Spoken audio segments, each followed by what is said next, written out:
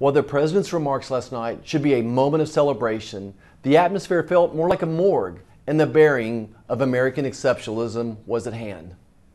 The speech itself was the lowest energy speech I've ever personally heard on the House floor.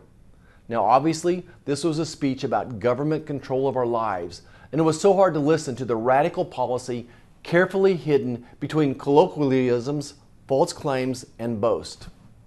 What we heard last night from President Biden was more of his pitch to sell his partisan wish list that raises taxes, spends more money, increases regulations, and pushes the American people to government dependency.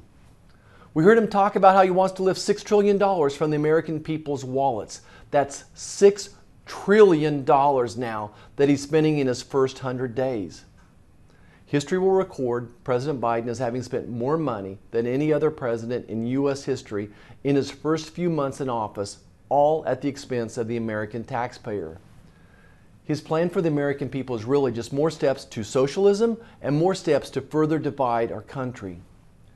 President Biden mentioned unity 9 times in his inaugural address and mentioned it several times in his speech last night, but unfortunately, it's all lip service.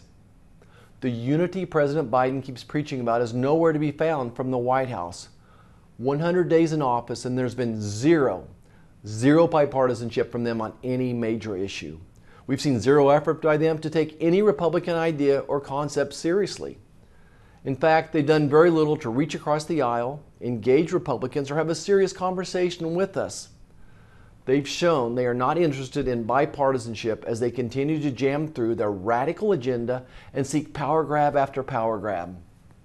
The bottom line is this: the president's speech couldn't have been a more horrible message for American exceptionalism and unity. If President Biden truly puts unity above all else, we can accomplish great things for our nation.